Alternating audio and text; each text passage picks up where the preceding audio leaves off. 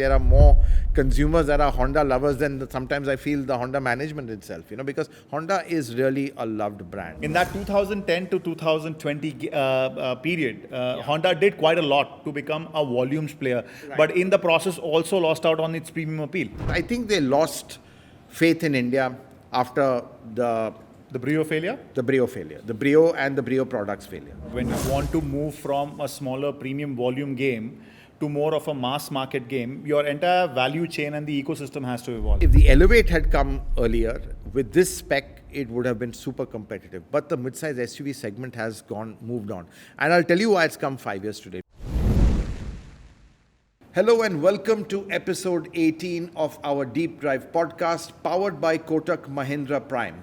Now, we've really been encouraged by the fantastic response we've got from all of you. Thanks so much for tuning in. And a lot of you have been asking us to do a specific podcast on Honda cars in particular. And that's what we're going to be talking about today. And as always, I have with me Ketan. Yes. Honda, I think a company that has been around for a very long time, and clearly one that has had a lot of ups and downs. Absolutely. Another Japanese brand after Suzuki that has really got into the positive mindset of the Indian buyers. They really did well to begin with. I'd like to know from you about the start. I mean, I think they entered somewhere in 96, 98, and they had a fantastic start to begin with. How did the journey progress according to you, Hormazd? Yeah, I think, 1998 Auto Expo, I was there. It was even before Autocar India. I was at Auto India back then. So really, I kind of realized how old I am. But 98 was when they really officially launched, showcased their car. It was the Honda City at that time. And it was an Asian car. The first concept of an Asian car. It wasn't a global model. So in that sense, it was kind of literally pared down for our market. The cabin wasn't great. It was a sedan. A proper 3-box sedan made in a new plant in Greater Noida, which is still there, but it's no longer a plant. I remember it had a state-of-the-art paint shop, so the Honda Cities really had a fantastic paint job at that time. Interiors were very bare bones. I mean, if you look at it compared to the Mitsubishi Lancer, which at that time was the competition, and the Lancer was in many ways a better car. Because it was, it had that kind of, let's say, a global build quality to it. It felt more solid, the interiors were better. But I think what Honda got right from that day one was the way the city drove. I remember the first time I drove it, Shapur was with me. It was somewhere near Lonavala. Before the expressway was there, we were going up and down, and we were blown away by the engine. 1.5, 1.3 also, it was a Hyper 16 engine, 100 horsepower, which seems nothing today, but that was an ultra-light car. And it kind of, for me, it told me what Honda was, which was all about driving. You sat low in that car. The bonnet line of the city is really low, so you had some fantastic outward visibility. And, I think it was just an amazing car to drive. Probably the best driver's car of the day. Competed with the Ford Icon, which was also there. In many ways, the Icon and City were both great driver's car. Icon slightly better handling for sure. But that engine of the City, and really that has been the bedrock of Honda, is its naturally aspirated engines. And Honda, as we know, for small capacity engines, because of two-wheelers, they've been absolutely fantastic on that. So for me, that was really Honda establishing itself. And I would say, and I don't know what you think, but it was City that was as much of a brand as Honda. I mean, today City is, other than the Mercedes E-Class, the longest running nameplate that we have, because there's been nothing since 98 that has been so continuous. So it's got a very strong legacy, the City, and I think that's really helped it. Honda has milked it. We'll come to what's happened to the City now, but I think, with every successive generation of City, people just automatically bought it, because you rarely found an unhappy City customer. So it was a top-down strategy, isn't it? I mean, they started with City. It was a bottom-up, actually. Right, so they moved up from City, Civic, Very Accord. interesting point, actually. It was a bottom-up strategy. If you look at it, the City was the base. You had nothing below the City, and that's what kind of thing. Then you had the Civic, then you had I think you had the CRV before that, or the Accord before that. You had Right. the Accord, which came right at the Right. top. 2000 Accord came, then you had the CRV, and then you had the Civic. So all cars above the city. And at some point, the city was the top model. At one point, you had everything below, which we'll come to, and how the brand actually changed tack. It went more mass than class in many ways, and Right. we'll come to the BRB. But I also want to talk about the city as a brand and just a little bit of the journey of the city. And I'll take some time on this. You had the first generation city. Then suddenly you had a radical change from this hot 100 horsepower sedan to something that was super efficient and practical, which is the second generation city. I mean, it was so radical. It had come with a fuel efficient engine, the IDSI twin spark engine. I think just about 77 horsepower, not much. Then they had an IV Tech later. It had, a very radical design. It, for the first time, had a central fuel tank. Oh, interesting. Exactly, which I think was a very small fuel tank, about 42 liters. And, he spoke to the engineers and said, it's a small fuel tank. What about range? They said, well, our engines are so efficient, you'll automatically get range. Super efficient engine. I mean, it set records for fuel efficiency, that IDSI engine, the twin spark engine. But so different from the earlier one, which is all about driving and emotion. This was all about practicality. In fact, it won our Car of the Year, 2004 Autocar Car of the Year. It had these magic seats, which unfortunately the Indian version couldn't get because the fuel tank wasn't under the rear seats. It was in front. You could use the space under that, and that design stayed till, we got it in the Jazz finally. And it was Honda's innovation at its best, honestly. What are the trigger, according to you? Why did they move from a really high-performing city to a... I think they were looking at where the market was going. Market wanted more practicality. They wanted more mass. And obviously that city sold in huge numbers. But then what I loved about is with the third generation city, I remember the code also, it was 2 PS. Wow. They went back to their DNA. And that arrow shot design was, they came back to the good old... VTEC engine, the 4 valve per head engine, the way the traditional one was, and it was a phenomenal combination of performance and economy. Fantastic. Both, you had the space, and that was the first city actually I remember where they didn't have the CD player. Oh. It was quite a forward-looking design. You had the let's say, a USB stick in there. Oh, interesting. Where you could have your music. And everyone said, look, everyone wants a CD player. I think you could get that later as an afterfitment because people were just not accustomed to it. And look at it today, there's no CD players at all. Right, where we are. absolutely. So that was the time when, I think that was 2008. Right. So when the city came. Then you had the fourth gen city, which also did quite well. Very different. It became much more mature. More spacious, again going with the times. But I think with the fifth gen, it kind of reflected what Honda, I think it wasn't too different from the fourth gen. Okay. And clearly it was a little bit more of the same. And then I think by then competition was also heating up. So city, frankly, just by its legacy, it sold so strongly. And, I think right now city under a lot of pressure. The sedan market has gone down. And clearly it's a case of Honda really, just betting on the sedan so much when the market was going down. And Ketan, I think that's really one thing where, maybe Honda has lost out, is just that they've missed certain cycles and trends. And when they've got into them, they've come in quite late. Oh, absolutely. I mean, for a longer period of time, I always felt that Honda as a brand was always an ideal upgrade brand from a Maruti Suzuki. And for a or even from a Hyundai, to be honest. Even from a Hyundai. And now today, Hyundai, in terms of brand strength, brand value, it's more than Honda, which was not the case earlier. Absolutely. I mean, and I just feel that they've misread many cycles over the last decade and a half. When while they got off to a great start with the city, with the sedan, the Indian market was predominantly a small car market. Clearly, like you said, over a period of time, they tried to change tack and volumes were growing, Indian market was growing. So I thought even Honda felt that this is one of the fastest growing market in the world. Let's get into a small car space. But they came in at a time with the Brio in 2009 when there was an premiumization was catching momentum in India, and people were moving towards sub 4-meter sedans.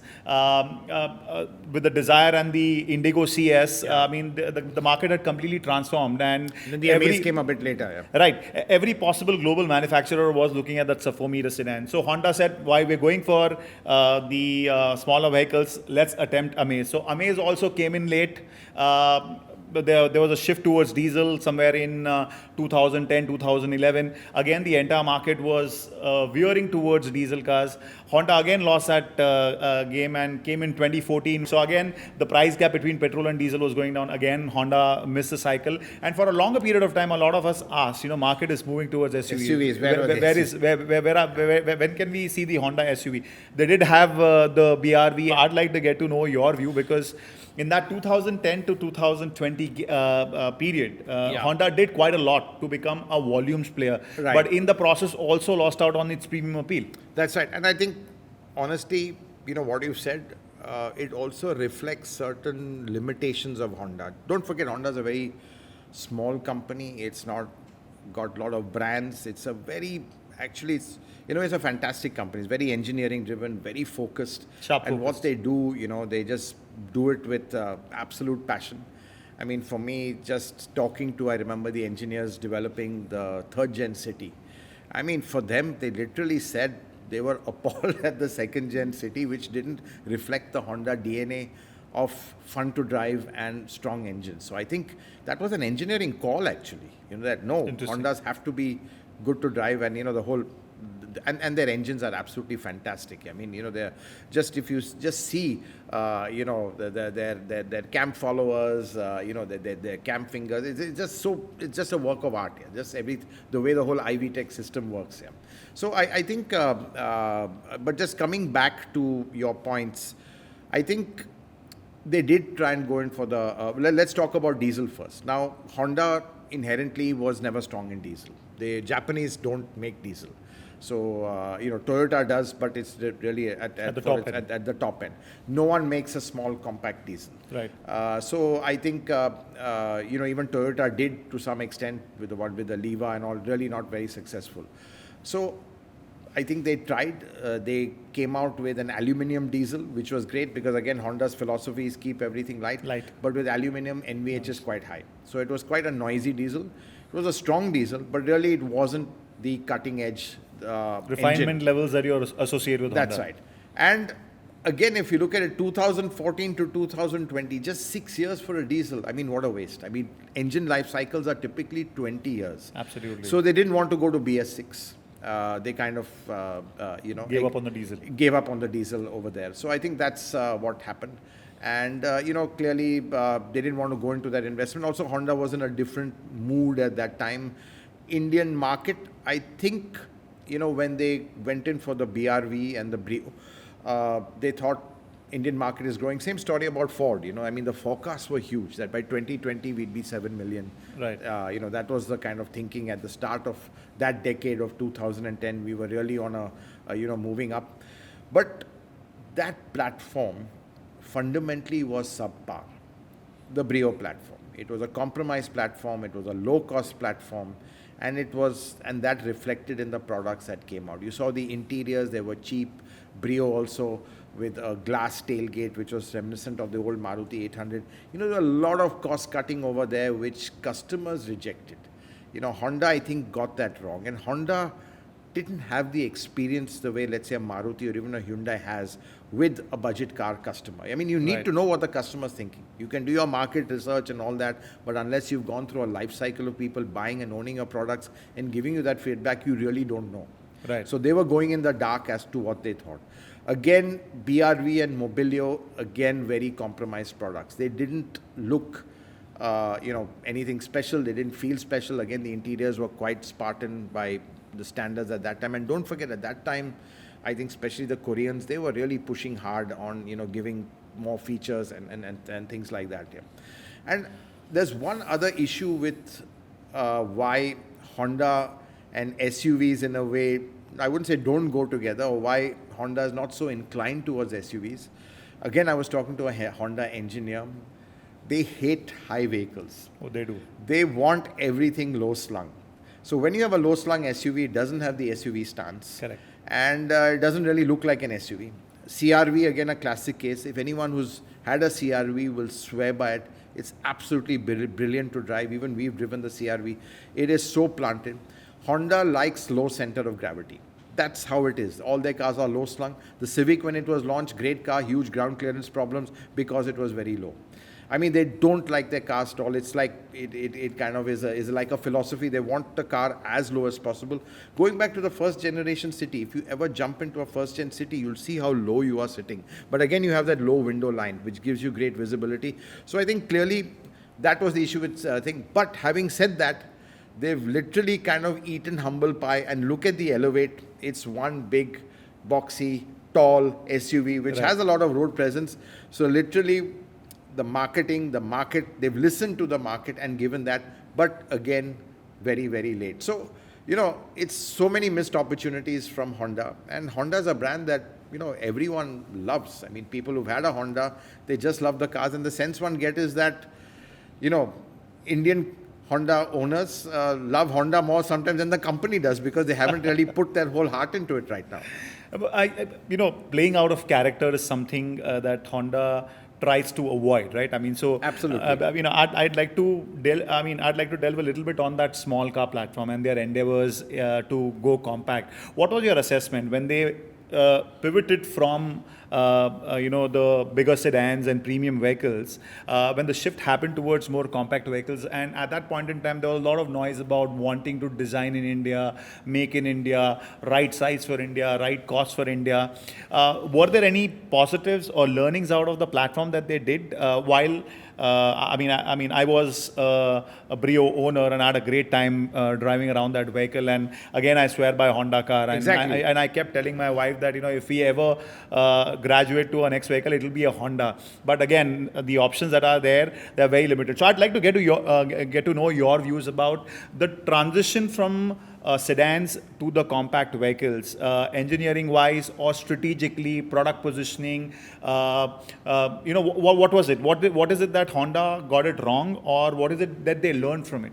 So I think basically what they got wrong was, I think it was a poor spec of platform. I mean, whether it's torsional rigidity, NVH, even today the Elevate is a noisy vehicle, because something like NVH or, noise, the thing about it, to get an incremental improvement in NVH, you have to spend a disproportionate amount of money. That's how it is. Right. That's how NVH is. It's not an easy thing to get. You have to really, spend a lot of material, sound deadening material. At source, your engine has to be, you need counter-rotating shaft. There's a lot of stuff which has to be done to get NVH to a certain level, and that costs a lot of investment. I think the thinking is that, we can compromise a bit on NVH. I mean, as it is, everyone blows their horns and stuff like that. But the point is, it kind of takes away that slight feel. Now, I mean, the engines are super refined, but even if you see here in the city, you can hear a bit of road noise, tire noise. Now even the Elevate, you can hear some NVH. So I think even in the Brio platform, that was one issue there was. I think one thing was there was no compromise on the engines. Engines were absolutely phenomenal. In fact, I will never forget when we tested the Mobilio, a test of flexibility of that engine, how flexible that IV Tech is. In third gear, 10 to 150. I mean, it pulled from 10 kilometers an hour all the way to 150. I don't want to tell you where I did it, but it just shows that is a test of flexibility of an engine, how tractable it is. And they're the masters of natural aspiration in this sense, but, that's what they've just stuck to. They've not given anything else right now which we can talk about. But again, coming back to the platform, it was, you saw the interiors, you saw the quality of plastics. It really was, even you saw the IP, the fonts that were used.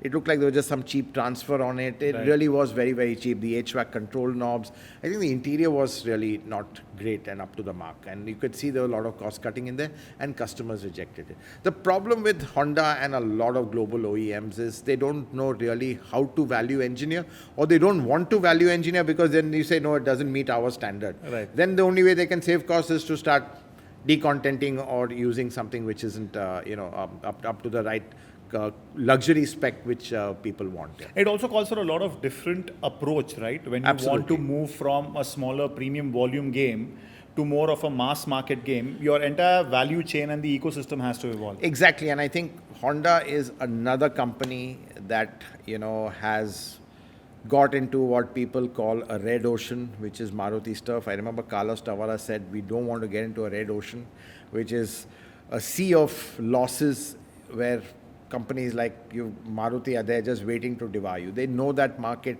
No one can beat them at that game. The kind of perception of cars is different over there. The aspirations are a little different. They want more the features. They want the superficial stuff more than sometimes the hardcore solid engineering. And Honda, they just couldn't play in that game. Why only Honda? Toyota also failed miserably over there. Ford failed miserably over there.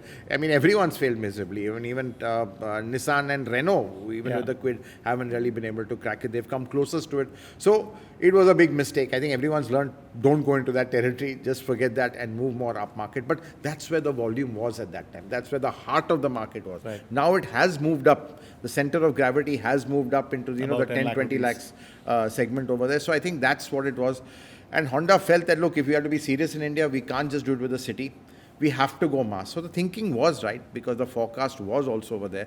But I think Honda should have, been a little bit more, respectful of what the customers wanted at that time. And I think there were some changes in Honda. I think the golden period for Honda was when, the MD Takedagawa-san, who unfortunately just passed away recently from cancer, really, really sad. I think he was there for a good solid 4 or 5 years. So you had that continuity, you had that vision, and that was Honda at its peak. It could at one point do no wrong. All the products were doing well. And then honestly, after that, management came, and then each one had a different view of things. Absolutely, and this is one factor that we've kind of often said in some of the previous episodes, that constant change in top management has really impacted many global multinational corporations. Just discontinuity in strategy, the approach of one MD to the other is so very different, and where does the new MD comes from, that also matters Exactly. a lot. That also matters Absolutely. We've seen that in so many companies. We've seen that in Skoda. And on the flip side, that's one of the reasons why Maruti is where it is. Just look at that consistency. You've got the two top men, the elderly gentlemen, Mr. Bhargav and Mr. Osamu Suzuki, being there from day one.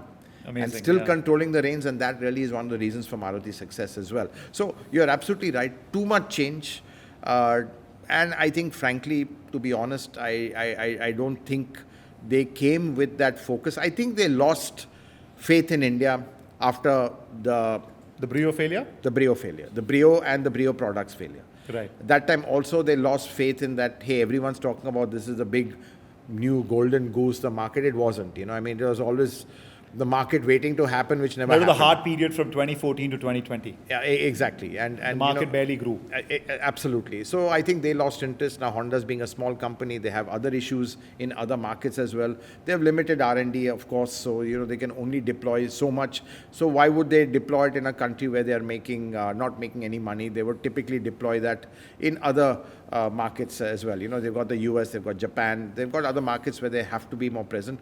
And if you look at it also, their products, really not anything there globally aligned with India. All our India products, or mass ones, are specific for India.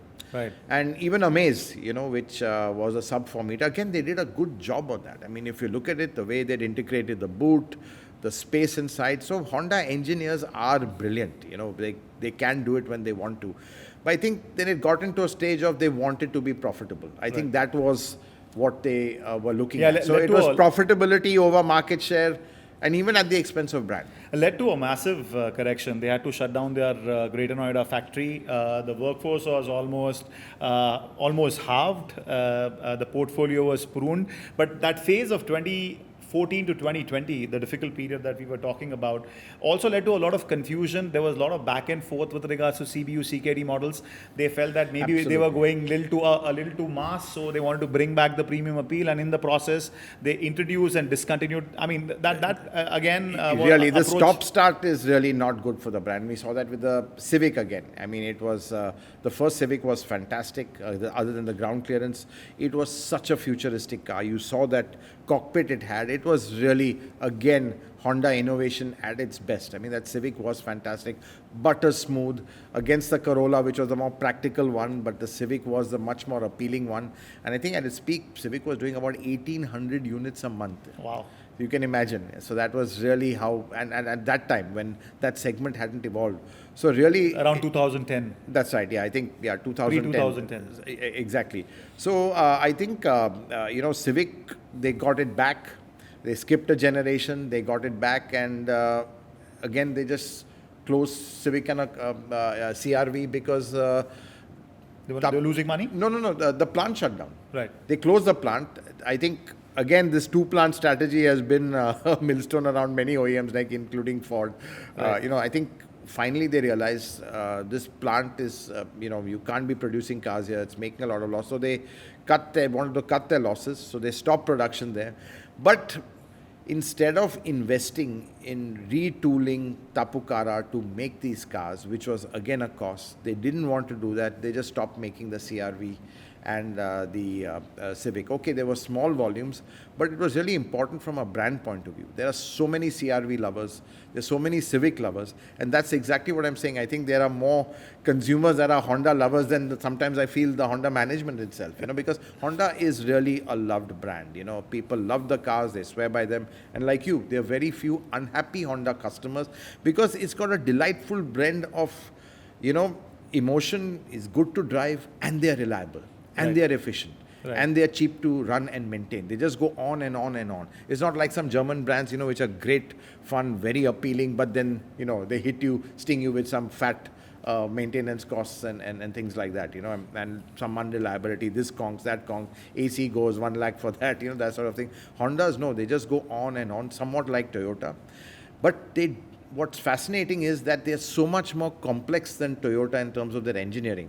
Toyota's philosophy is just keep it simple. If it's going to cause a problem, don't do it. Right. I mean, sunroofs in Toyota, they never had it because in case of leakage, they didn't want that hassle.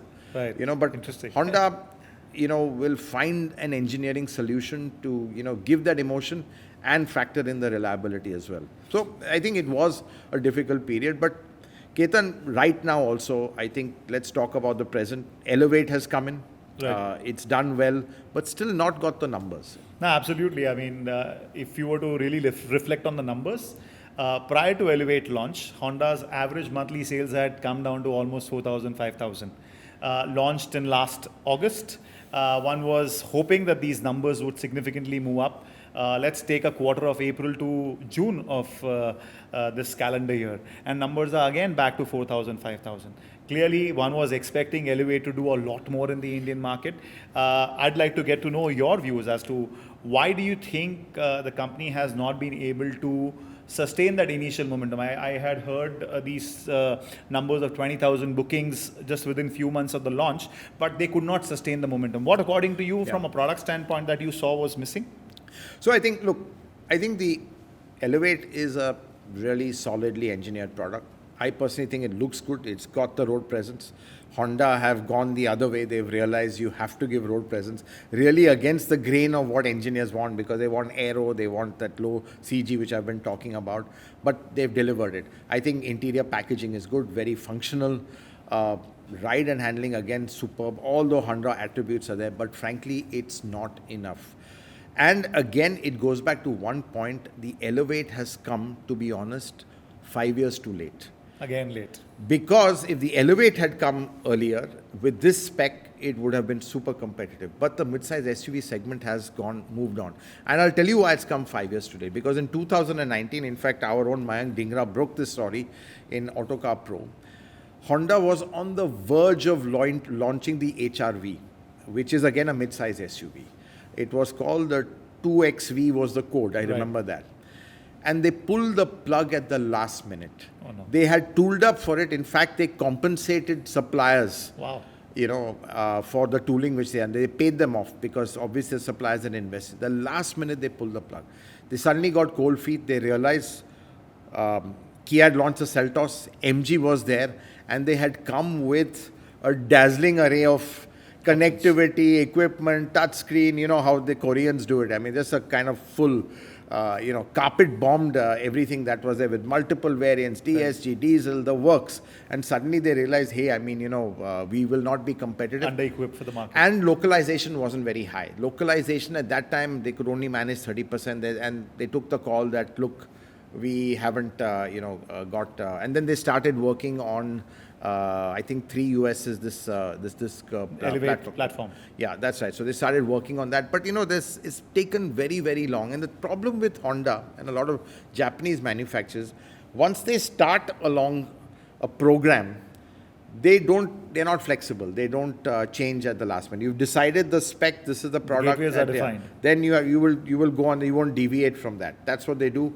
So it was probably the elevate, the sense I get is the planning of it, the speccing of it, or what it should have, and you have to bake that right into the design right now, was done much earlier. So panoramic roofs or sunroofs wasn't such a craze. They've given just a standard sunroof in there. A lot of other features. The other thing is just one engine option. Not enough to play in a segment where there are multiple engine options. Half a dozen options from rivals. Exactly. You've got turbo petrols, you've got diesels, you've got hybrids.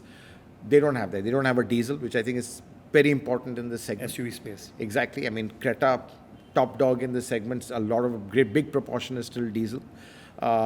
No hybrid. I mean, Maruti has shown that hybrid is an option. That's really the tragedy that Honda was the first so-called hybrid. Yeah, but they didn't do it. But again, I think it's Honda not wanting to commit. Now, to be competitive, fair enough, you can't do it with importing the hybrid system. The city hybrid is about 4 lakhs more than the standard city, and it would be much more than this. It would be much more than, let's say, the Grand Vitaras and the High Riders.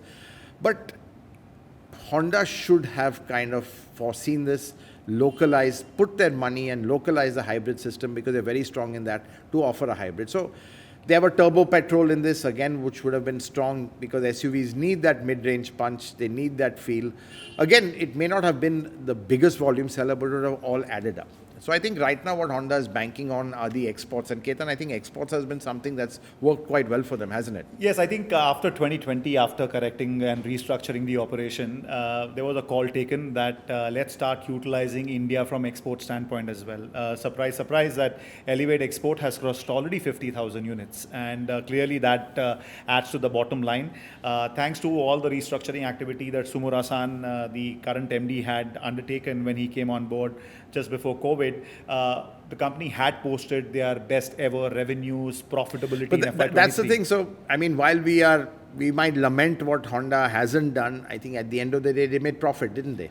No, absolutely. I mean, they had to take those hard calls, and eventually that added to the bottom line. The focus post-COVID was to become lean, mean, and sharpen their focus in the market. But again, the market was shifting towards a lot more alternatives, so it was a hard call for them to choose what to do. So the only way to ensure that you are operationally more profitable is to export more. So I think the model which is exported as WRV in Japan is already in strong demand there, and even in the future, the export potential is only going to grow. So I think they changed the tack again from focus on sales to more of using India as a export hub. But one factor which I felt right from the development of Brio right up until the Elevate development, they could have very well done with the R&D center here. Exactly. But I think, Thailand was such a strong base. It was the mother plant of the city. Right. But I think still they could have done something. And look at Thailand now. I mean, they are struggling over there. Yes, absolutely. A similar story there. Yeah, exactly. Chinese car makers, exactly. Just Hormazd, in fact, just this month, just like India, they've shut down their second factory. They're consolidating. In Thailand. In Thailand as well. They are facing tremendous competition from Chinese brands there.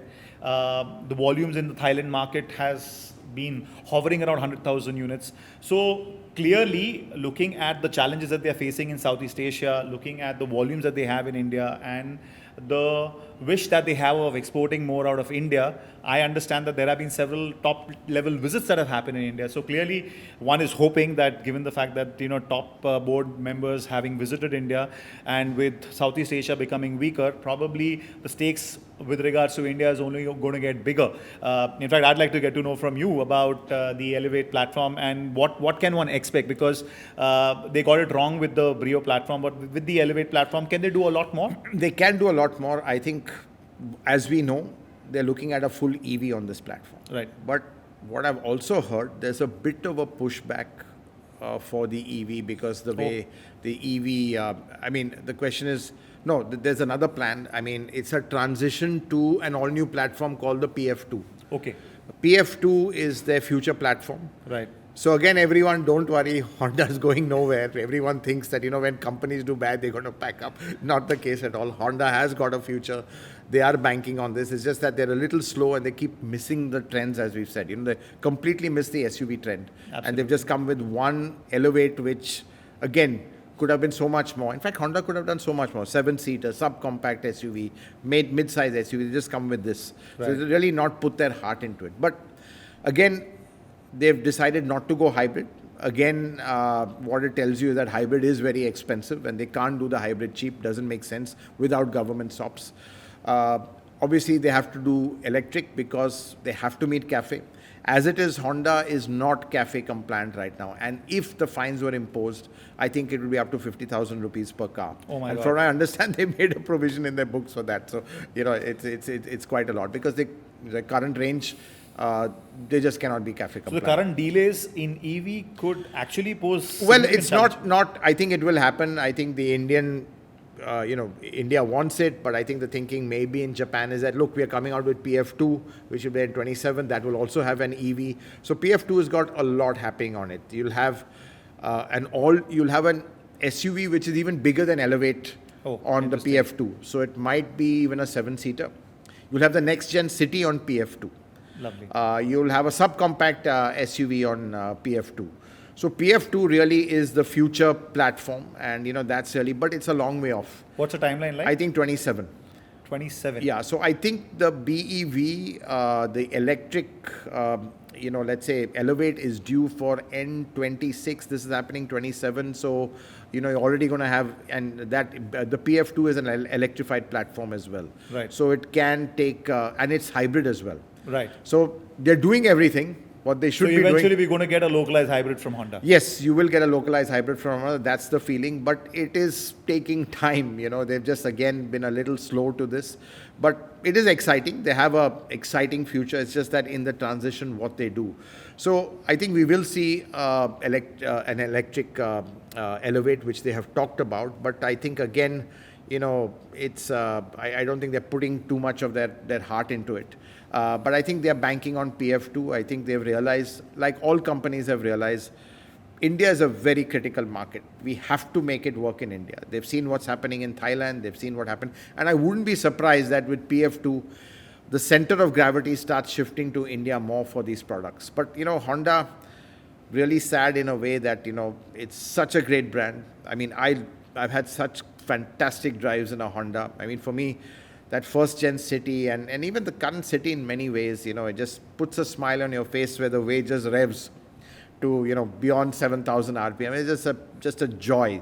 But, the market has moved on a lot and they've really not been in cadence or in sync with market trends. Forget about being in sync, they've been late to it. Normally you should kind of predict certain, let's say, trends which they've been unable to do. So there's a need, it's always appears to be more of a half-hearted approach. Maybe it's time for them to go full hog. Yes. With the new platform, bring in many models and probably understand the market better, like you mentioned. Exactly. But I think also, it's been the pursuit of profits which has been driven them for the last many years.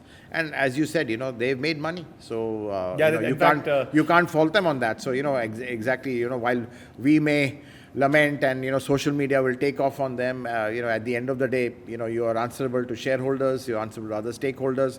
So they are making profits and, that's been their profitable thing. But I think it's come at the expense of a huge dent to what was such a strong brand. Absolutely. Today, I think Honda becoming in weaker? terms of brand strength, is much weaker than even a Hyundai is. And I think in the long run, it'll take a lot to kind of claw that back. Yeah. So, though it's still very strong and they still can do it, and people love Hondas as Hondas, but that tribe is getting smaller, and we are seeing that from the sales numbers. No, absolutely. I think I was just looking at the numbers closely, April to June quarter. In passenger car market, their market share is about 2.5-3%. And in the SUV space, the UV space, their market share is less than 1%. So clearly, with the volumes, probably even the mind share is getting affected. And my biggest concern is from now up until 2027, all that they have is the next gen Amaze. That's right, which has been delayed now. Which has further been delayed. It's supposed to come, you're right, the next gen Amaze, it was to come, I think this year is going to Jan, from what I understand. Right, absolutely. So again, a new model coming in the sedan space. I'm also a sedan lover, and I'd love to see many more sedans in the market. I'm glad they are sticking to it, but again, it's a very difficult market to kind of sustain for the future. And till that time, I think the game is going to be about utilizing India base for exports, and hopefully they'll localize a lot more. Hopefully they'll understand the Indian market, Indian sensibilities, Indian nuances, and read the market better for the future. Or else, again, given the deluge of new models that we are seeing from the likes of Tata, Mahindra, and the top players in the market, it's going to be a very, very difficult journey for them. Absolutely. And if you look at it, Ketan, just looking at it, how they've shrunk in terms of their portfolio. Only three models now, right? Only 3 models right now. Earlier you had Brio, you had Mobilio, you had BRV, you had a CRV, you had a Civic, maybe not all together at one time. You had the City, of course, which has been the backbone of Honda in India for the last 25 plus years, since 98. Right now down to 3 models. Obviously, again, they've kept it lean to be profitable. But in India, to be profitable, you end up being marginal as well. Absolutely. That's very hard to be profitable and super mass and relevant and in the thick of the game. I think Hyundai is managing that brilliantly. I think today Hyundai is a case study of how a global OEM can come in and really, even though they just have 16-17% of the market, it's still a big chunk. Absolutely, absolutely. But I think with Honda, I think with PF2, there is hope. I think they've realized it's a global platform as well. So there'll be a lot of exports on that.